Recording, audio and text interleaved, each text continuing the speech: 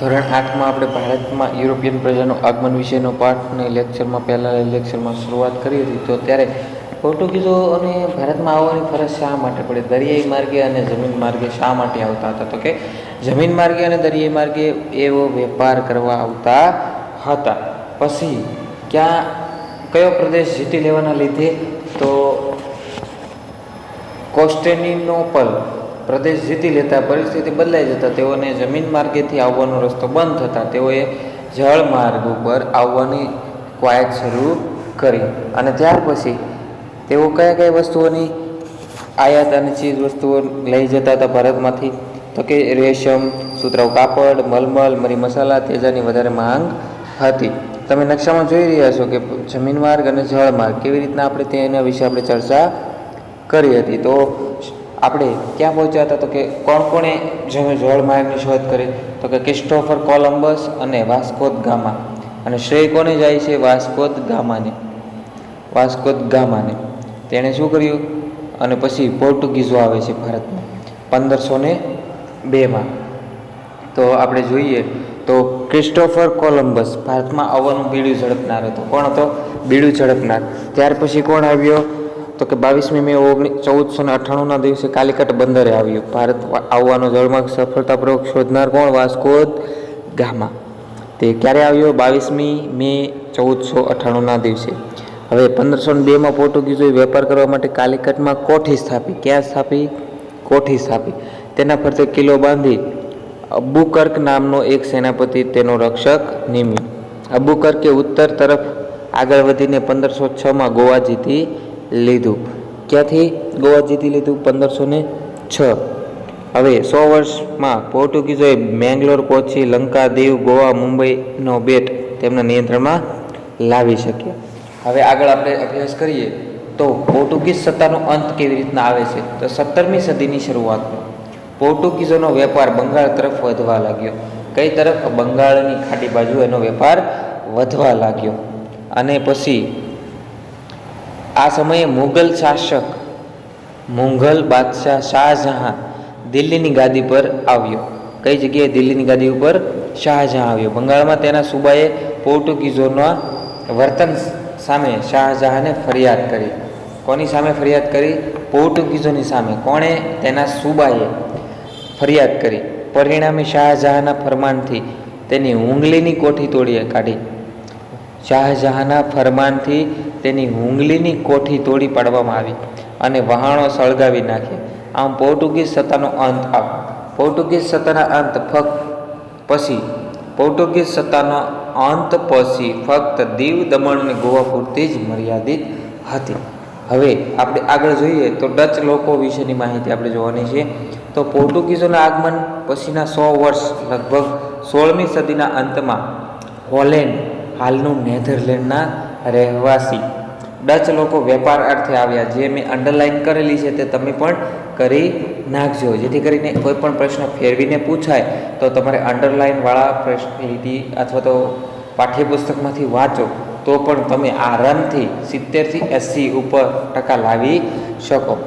પોર્ટુગીઝોના આગમન પછીના 100 વર્ષ છે લગભગ 16મી સદીના અંત ભાગમાં, એટલે કે 16મી સદી જ્યારે પૂરી થવાની હોય તો કે 1680, 90 કે 95ની આજુબાજુમાં આ હોલેન્ડ, હાલનું નેધરલેન્ડના રહેવાસી ડચ લોકો વેપાર અર્થે આવ્યા.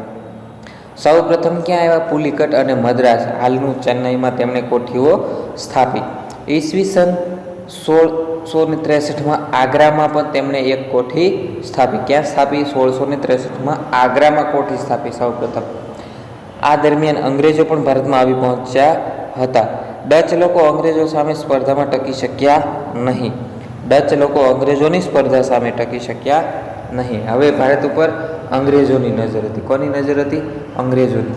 ઈસવીસન 1600માં ઇંગ્લેન્ડની રાણી ઇલિઝાબેથના સમયમાં બ્રિટિશ ઈસ્ટ ઇન્ડિયા કંપનીની સ્થાપના થઈ. 1600ની સદીમાં ભારતમાં ઇલિઝાબેથ નામની રાણીના સમયમાં બ્રિટિશ કંપની એટલે કે ઈસ્ટ ઇન્ડિયા કંપનીની શરૂઆત થઈ. હિન્દુસ્તાન સાથે વેપાર કરી ધનવાન થવાની ઈચ્છા રાખનાર વેપારીઓની આ કંપની હતી. આ કંપની કોની હતી એમ પણ પૂછવામાં આવે તો શું થશે એનો જવાબ? તો એનો જવાબ એમ થાય કે વેપાર કરી ધનવાન થવાની ઈચ્છા રાખનાર વેપારીઓની આ કંપની હતી. ક્યારે સ્થાપના થઈ? 1600માં ઇંગ્લેન્ડની રાણી એલિઝાબેથના સમયમાં બ્રિટિશમાં ઈસ્ટ ઇન્ડિયા કંપનીની સ્થાપના થઈ. ઈસવીસન 1608માં પહેલું અંગ્રેજ વહાણ હિન્દુસ્તાનમાં સુરત બંદરે પહોંચ્યું. ક્યાં? સુરત બંદરે પહોંચ્યું ઈસવીસન 1608માં. હિન્દુસ્તાનની ધરતી પર પગ મૂકનાર પ્રથમ અંગ્રેજ હોકિન્સ આ વહાણનો કપ્તાન હતો. આ જહાજનો કપ્તાન કોણ હતો? હોકિન્સ. તે જહાંગીરને મળ્યો, પરંતુ પરવાનગી મળી નહીં. ત્યારબાદ આવનાર સર ટોમસ રોયે જહાંગીર પાસેથી સુરતમાં વેપારી કોઠી સ્થાપવાની પરવાનગી લીધી. પહેલો આવ્યો પણ કામ થયું નહીં, એને મંજૂરી મળી નહીં. પછી કોણ આવ્યો? તો સર ટોમસ આવ્યો, સર ટોમસ રો આવ્યો. જહાંગીર પાસેથી સુરતમાં વેપારી કોઠી સ્થાપવાની પરવાનગી લીધી. ત્યાર પછી દિલ્હીની સત્તા શાહજહાં પાસે આવી. દિલ્હીની સત્તા કોની પાસે આવી? શાહજહાં પાસે આવી. શાહજહાંએ અંગ્રેજોને બંગાળમાં પણ વેપાર કરવાની છૂટ આપી. કોણે? શાહજહાં. સૌપ્રથમ કોણે આપી? જહાંગીર અને એનો છોકરો શાહજહાં, એને વેપાર કરવાની છૂટ આપી. હવે ફ્રેન્ચ લોકો વિશે આપણે થોડીક સમજ મેળવીએ. તો ફ્રેન્ચોએ ફ્રેન્ચ ઈસ્ટ ઇન્ડિયા નામની કંપની ઈસવીસન 1667માં સ્થાપી. 1667માં ફ્રેન્ચોએ ફ્રેન્ચ ઈસ્ટ ઇન્ડિયા નામની કંપની સ્થાપી. તેમણે સુરત અને પોંડિચેરીમાં કોઠીઓ સ્થાપી. ફ્રેન્ચોની કંપનીનો વડો દુપ્લે હતો. ફ્રેન્ચોની કંપનીનો વડો કોણ હતો? દુપ્લે. નામ યાદ રાખજો ખાસ. આ કયા વર્ષમાં? ઈસવીસન 1667માં દુપ્લે હતો, જેને ભારતમાં યુરોપિયન સત્તા વિસ્તાર કરવાની ઈચ્છા થઈ. દુપ્લેને ભારતમાં યુરોપિયન પ્રજાનો વિસ્તાર વધારવાની ઈચ્છા થઈ, એટલે કે વિસ્તાર કરવાની ઈચ્છા થઈ. આમ યુરોપિયન પ્રજામાં અંગ્રેજો અને ફ્રેન્ચો બે બળવાન કંપનીઓ એકબીજાની હરીફાઈ કરતી હતી. આમાં ઘણી તકરારો અને લડાઈઓ થઈ, જેમાં છેવટે અંગ્રેજો સફળ થયા, પરંતુ ફ્રેન્ચો પાસે છેવટે પોંડિચેરી, માહે, ચંદ્રનગર વગેરે થાણા વેપારી મથકો રહ્યા. ફ્રેન્ચો પાસે કયા કયા મથકો રહ્યા? તો પોંડિચેરી એટલે કે પુંડુચેરી, હાલનું પોંડિચેરી, માહે અને ચંદ્રનગર રહ્યા હતા. હવે બંગાળમાં અંગ્રેજોનો વેપાર કેવો ચાલતો હતો તો તેના વિશે આપણે ચર્ચા કરીએ. તો ઈસવીસન 1651માં હુંગલી નદીના કાંઠે, ઈસવીસન 1651, ખાસ યાદ રાખજો, લીટી કરેલી છે મારી, એને તમારે યાદ રાખવાનું છે. એટલા માટે જ મેં આ પાઠ્યપુસ્તકની PDF બનાવી અને તમને વિડીયો મોકલું છું. ઈસવીસન 1651માં હુંગલી નદીના કાંઠે અંગ્રેજોએ પહેલો વેપાર કરવાની શરૂઆત કરી. 1651માં પોતાની કોઠી સ્થાપી, આજુબાજુ કિલ્લાઓ બાંધ્યા, પોતાના રક્ષણ માટે સૈનિકો રાખ્યા અને મુઘલ બાદશાહ ઔરંગઝેબ પાસેથી વાર્ષિક ખંડણીના બદલામાં કરવેરા આપ્યા વગર વેપાર કરવાની પરવાનગી મેળવી લીધી. તો ભારતમાં વેપાર કરવા માટે પહેલાં તો વેરો ભરવો પડે, પણ આ ભાઈ કોણ? અંગ્રેજો. વહેલો વેપાર શરૂ કર્યો, પોતાની કોઠી સ્થાપી, કિલ્લો બનાવ્યો, રક્ષણ માટે સૈનિકો રાખ્યા, છતાં મુઘલ બાદશાહ ઔરંગઝેબ પાસેથી વાર્ષિક ખંડણી એટલે કે રકમ આપવાના બદલે કરવેરો આપ્યા વગર પોતાનો ધંધો શરૂ કર્યો. આકૃતિમાં તમે જોઈ શકો છો કે અંગ્રેજોના વહાણ અને કોઠી. અંગ્રેજોના વહાણ ક્યાં હતા? તો દરિયામાં હતા, અને ત્યાંથી તેઓ પોતાના શું કરતા હતા? વેપાર કરતા હતા. હવે આગળ આપણે જોઈએ તો આજે શું કોઈ વિદેશના વેપારીઓ ભારતમાં આવો કોઈ વેપાર કરવાની પરવાનગી માગે છે? હા, વેપાર કરવાની પરવાનગી માંગે છે. હવે હું તમને આકૃતિમાં જોઈશ તો વિવિધ સમયે બ્રિટિશ અને સ્થાનિક શાસન કેવી રીતના હતું તો તે તમને હું જણાવું. તો બ્રિટિશ શાસન ક્યાં અને કેવી રીતે હતું? સ્થાનિક શાસન છે એ પીળો કલર, યલો કલર. તો મૈસૂર, ગોવા, પૂના, મુંબઈ, હૈદરાબાદ, વડોદરા, લખનઉ અને કાઠમંડુ, દિલ્હી અને લાહોર હતું. આ બાજુ બંગાળની ખાડી, બનારસ, કલકત્તા, ચેન્નઈ અને બીજા 2 જગ્યાએ છે તે બ્રિટિશ શાસન હતું હિન્દ મહાસાગરથી. હવે બ્રિટિશ શાસન ધીમે ધીમે ક્યાં વધવા લાગ્યું? તો મુંબઈ, ગોવા અને મૈસૂર એક બાકી રાખ્યું અને આ બાજુ લખનઉ, દિલ્હી ત્યાં સુધી લઈ લીધું બ્રિટિશ શાસન. અને પછી પાછું થોડોક વધારો કર્યો. તો આ ઈસવીસન પ્રમાણે છે. તો તમે જોઈ શકો છો કે 1797માં ખાલી બનારસ, કલકત્તા અને બંગાળની ખાડી જે છે હૈદરાબાદ ત્યાં જ હતું. અને ત્યાર પછી 1840માં એણે વિસ્તાર વધાર્યો.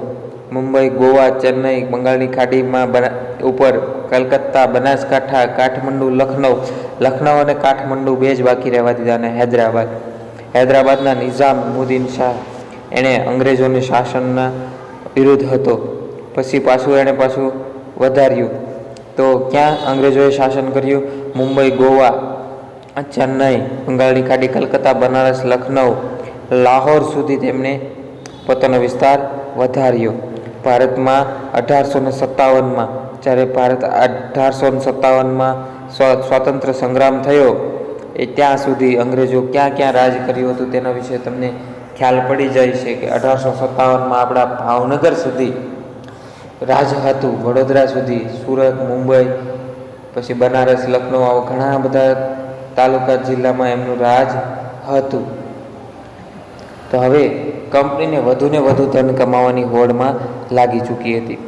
તો કંપની જે બ્રિટિશ ઈસ્ટ ઇન્ડિયા કંપની વધુ નફો અને ધન કમાવાની હોડમાં લાગી. બંગાળમાં કરમુક્ત વેપારના ફરમાનમાં ફક્ત કંપનીને જ કરમુક્ત વેપાર કરવાની છૂટ હતી, પરંતુ કંપનીના અધિકારીઓ વ્યક્તિગત વેપાર કરતા, તેમાં પણ કર આપતા નહીં. જેથી બંગાળની કરવેરાની આવક ઘટી ગઈ. ક્યાંની આવક ઘટી ગઈ? બંગાળની કરવેરાની આવક ઘટી ગઈ, જેનો બંગાળના નવાબ મુર્શિદ અલી ખાનનો વિરોધ કર્યો. મુર્શિદ અલી ખાને તેનો વિરોધ કર્યો. આ વિવાદ દિન પ્રતિદિન વધતો ગયો. અંતે તેના પરિણામે 1757માં પ્લાસીનું યુદ્ધ થયું. ક્યાંનું યુદ્ધ થયું? 1757માં પ્લાસીનું યુદ્ધ થયું. હવે પ્લાસીના યુદ્ધ વિશે થોડીક આપણે સમજ મેળવીએ. તો પ્લાસીનું યુદ્ધ કોણે કર્યું? તો કે 1756માં સિરાજ ઉદ દૌલાના બંગાળનો નવાબ બન્યો. કોણ બન્યો? 1757માં સિરાજ ઉદ દૌલાના. મેં જ્યાં અંડરલાઈન કરેલી છે વિદ્યાર્થી મિત્રો, તમે પણ ત્યાં અંડરલાઈન કરજો, જેથી કરીને તમારે કોઈ પણ વસ્તુ રીડિંગ કરતા હોવ તો તમને તરત જ ખ્યાલ આવી જાય કે આ પ્રશ્ન પૂછાઈ શકે છે. તો કે સિરાજ ઉદ દૌલાના બંગાળનો નવાબ ક્યારે બન્યો હતો? તો સિરાજ ઉદ દૌલાના બંગાળનો નવાબ 1756માં બન્યો હતો, જેની અંગ્રેજો પર ધાક હતી. કોની? સિરાજ ઉદ દૌલા અંગ્રેજો ઉપર ધાક હતી. તેથી અંગ્રેજો તેને પસંદ કરતા ન હતા. સિરાજ બંગાળનો નવાબ ન રહે તે માટે અંગ્રેજોએ કૂટનીતિ કરી. સિરાજ બંગાળનો નવાબ ન રહે એટલા માટે અંગ્રેજોએ કૂટનીતિ કરી. સિરાજ ઉદ દૌલાના હરીફોને મદદ કરી. કોને? સામે જે રાજા બનવાનો હોય, રાજાને લાયક હોય તેને એણે મદદ કરી. સિરાજ ઉદ દૌલાનાએ કંપનીને હુકમ કર્યો કે કંપની રાજ્યની બાબતમાં દખલ કરવાનું બંધ કરે. કોને હુકમ કર્યો? કંપનીને. સિરાજ ઉદ દૌલાના કંપનીએ હુકમ કર્યો કે કંપની રાજ્યની બાબતમાં દખલ કરવાનું બંધ કરે. પણ અંગ્રેજોએ તેની કોઠીઓની કિલ્લેબંધી કરવાનું બંધ કરે અને કાયદેસર કર ભરી શરતોનું પાલન કરી વેપાર કરે. આ બાબતે બંને પક્ષ સમાધાન માટે તૈયાર ન થયા. તેથી નવાબે 30,000 સૈનિકોની સાથે રાખી અંગ્રેજ કોઠી પર હુમલો કર્યો. નવાબની ફોજ અંગ્રેજોને બંદીવાન બનાવી. નવાબની ફોજે શું કર્યું? અંગ્રેજોને બંદીવાન બનાવ્યા. તેના વહાણો ઘેરી લીધા. શું કર્યું? વહાણો પણ ઘેરી લીધા. અને કેટલા સૈનિકો હતા?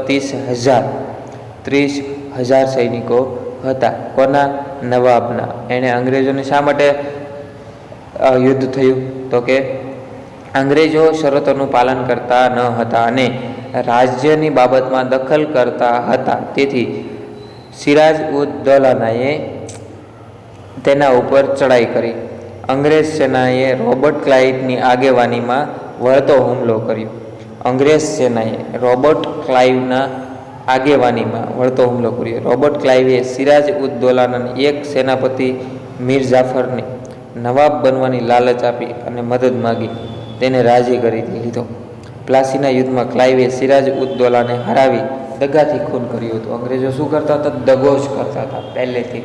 જેમ કે ઝાંસીની રાણી છે, સિરાજ ઉદ દૌલાના છે, એમ ઘણા બધા ઘટનાઓ છે. ઘણા બધા રાજાઓને તેણે છળ કપટ અને છળથી જ હાર આપેલી છે.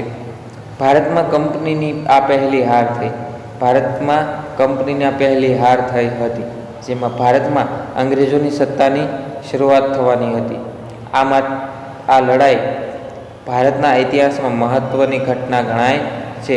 આ બનાવથી ભારતનો ઇતિહાસ જ બદલાઈ જાય છે. આ બનાવથી જો આ મુસલમાન રાજા, એટલે કે શું નામ છે આમનું, તો કે સિરાજ ઉદ દૌલાના, એ હાર્યો ન હોત તો આજે કંઈક જુદું જ હોત. અત્યારનું વાતાવરણ કંઈક જુદું જ હોત એમ પણ કહી શકાય. અને અંગ્રેજો જીતી ગયા એટલે આ વાતાવરણનું સર્જન થયું. અત્યારે જે હાલમાં રાજ્યો થયા છે બધા, ભારતના 29 રાજ્યો અને 9 કેન્દ્ર શાસિત પ્રદેશો ભારતના જ કહેવાય છે. તે આ ભાઈની પણ દેન કહી શકાય અથવા તો અંગ્રેજોની પણ દેન કહી શકાય. અને એને ભેગું કરનાર કોણ? તો કે સરદાર વલ્લભભાઈ પટેલ. હવે અહીંથી આપણે નેક્સ્ટ લેક્ચરમાં અભ્યાસ કરીશું.